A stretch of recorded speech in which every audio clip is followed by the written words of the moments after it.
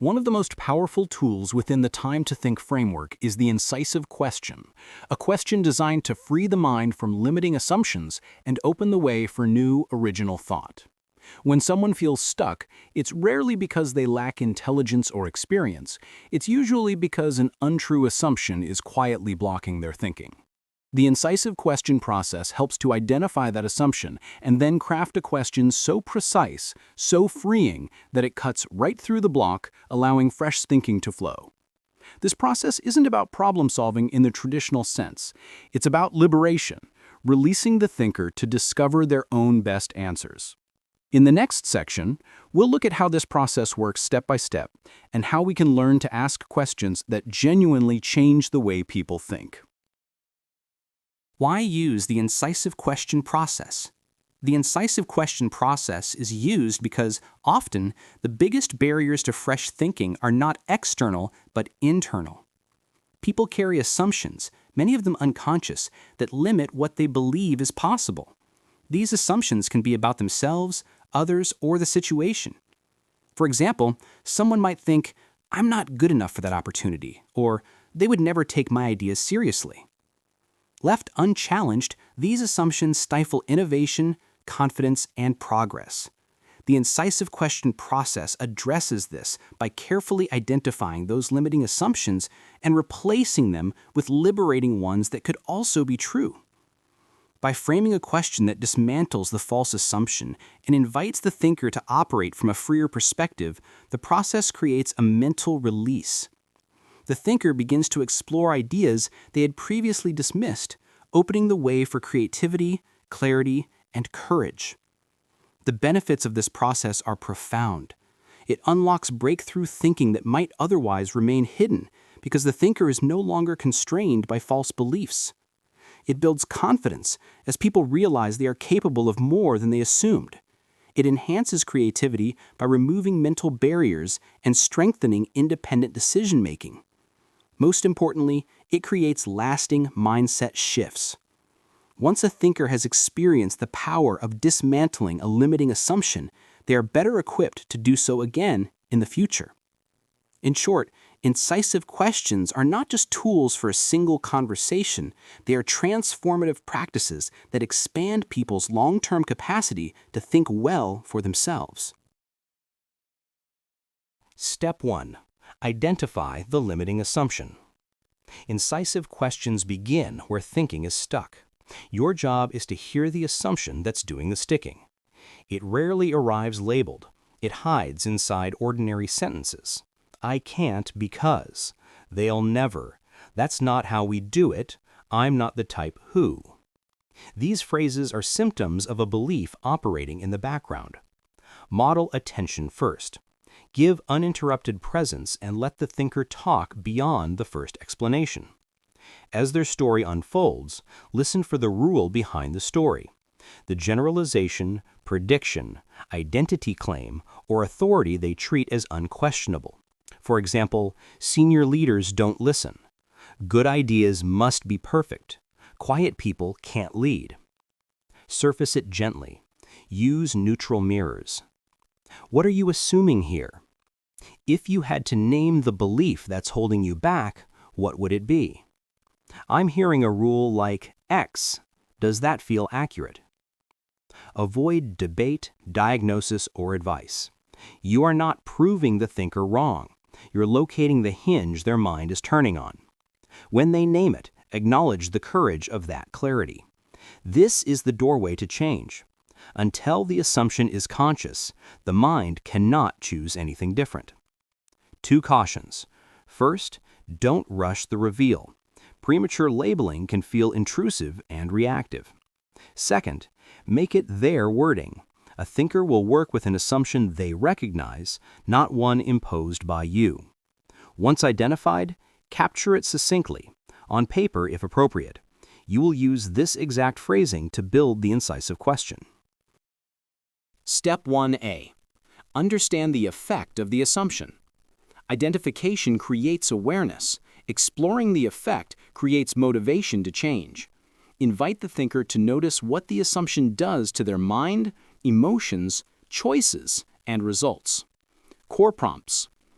What is the effect of that assumption on your thinking? When you believe this, what happens to your ideas, energy, options? How does it shape your behavior in meetings, emails, decisions? Stay with the question. Don't add analysis. As the thinker describes shrinking options, self-censorship, procrastination, or tension, they begin to see the assumption as restrictive rather than descriptive. This reduces fusion, I am this, and increases agency, I'm holding this. Extend the inquiry to opportunity cost. What thinking is not happening because you hold this? Then to relational impact. How does this belief affect how you view others?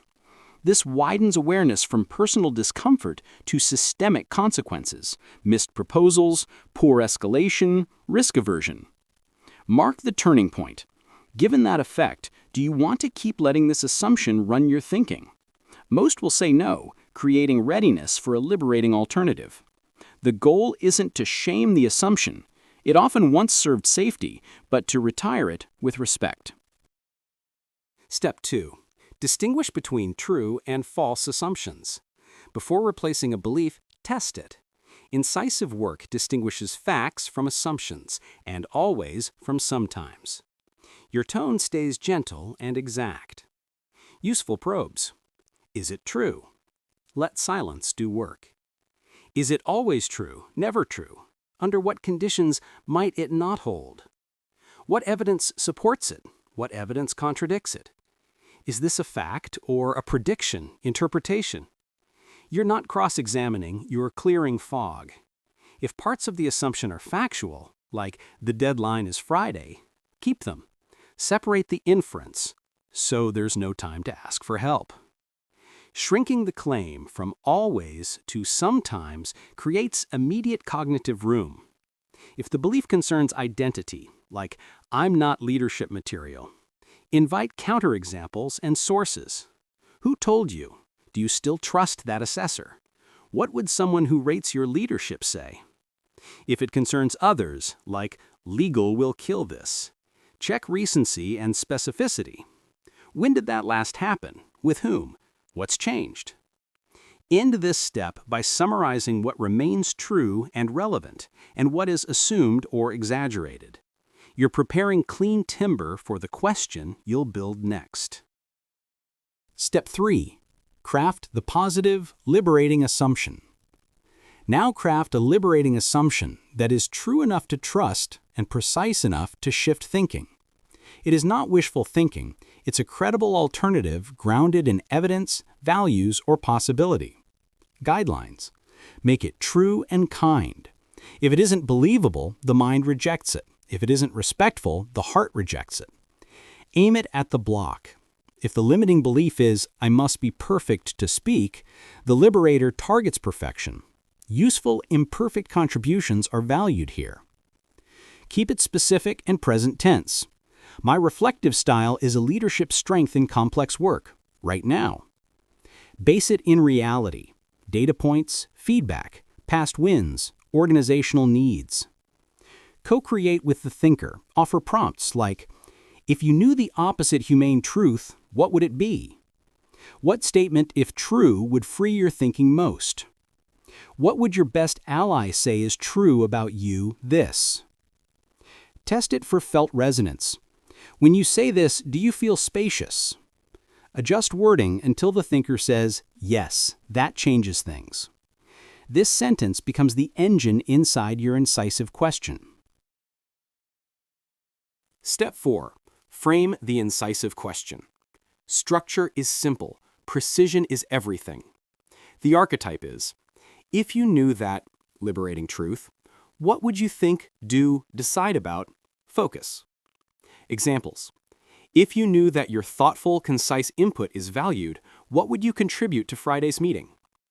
Or, if you knew that legal's role is to shape risk, not stop ideas, how would you approach them? Design choices. Verb. Choose the cognitive action you want. Think about, plan, propose, decide, design. Scope. Make the focus concrete. This proposal, this week, this stakeholder. Tone. Warm, uncluttered, respectful. Avoid double clauses or jargon. Check fit. Does this question feel like it releases you? If not, revisit Step 3 wording or the focus verb. When it lands, you'll see relief and alertness in the thinker's face. The mind is ready. Step 5. Ask, then stay silent. Delivery is as important as design. Ask once, then be silent. Your full attention is the catalyst that lets the question work inside the thinker's mind. Practicalities. Breath and pace. Ask slowly, one sentence, no add-ons. Body. Open posture, steady eyeline, soft face. Silence. Do not rescue the pause. Insight needs oxygen. If the thinker wanders back to the old assumption, re-ask gently or invite more thinking. What more do you think now, knowing? Stay out of coaching and argument. The question is doing the work. When the breakthrough appears, new options, calm, courage, affirm it briefly. That's clear. Resist celebrating too loudly. This is their moment. If emotion arises, welcome it. Feelings release more space for thought. Close the step by asking once more, what more do you think or want to say now? You're ensuring the mind has fully used the new room you created together. Step 6. Harvest, commit, and embed. Whilst this step is not part of Kline's formal 5 steps, it is nevertheless a helpful integration step for coaching or leadership contexts, consolidating new insight into action. Capture the thinking while it's fresh and convert it into movement. Invite articulation, summary, commitment, next step, and embedding, support for the new assumption. Prompts. What are the key insights you're taking? What decision or action follows from this? What would help you remember the liberating truth when pressure rises? Support embedding with artifacts. Write the liberating truth at the top of a plan. Set a calendar nudge before the critical meeting. Rehearse a 30-second opening line that expresses the new stance. Where appropriate, identify stakeholders to inform. I'm going to propose X, and here's why. Finally, check for any residual assumptions now visible. Is there any other belief that could still limit you here? If one appears, loop back. Appreciate the work the thinker has done. Appreciation helps the mind own its new pattern. What we've seen through this process is that incisive questions are far more than clever phrasing. They're a disciplined way of freeing the mind to think at its very best. We begin by identifying the limiting assumption, that invisible belief quietly shaping what feels possible. By understanding its effect, we see how deeply it holds the thinker in place. Then, by distinguishing what is true from what is false, we create the space for truth to lead thinking forward. From there, we craft a liberating assumption, one that opens possibility and restores choice. We then frame it into a precise, powerful, incisive question, asked once and followed by genuine silence, the kind of silence that gives the thinker the space to discover new ground. Finally, we harvest, commit, and embed the new thinking, transforming insight into action and growth. In essence, the incisive question process is about respect. Respect for the thinker's mind, for truth, and for the possibility that when thinking is freed, people naturally find their own way forward. It's not a technique, it's a practice, one that, when mastered, can transform conversations, relationships, and whole cultures of thinking.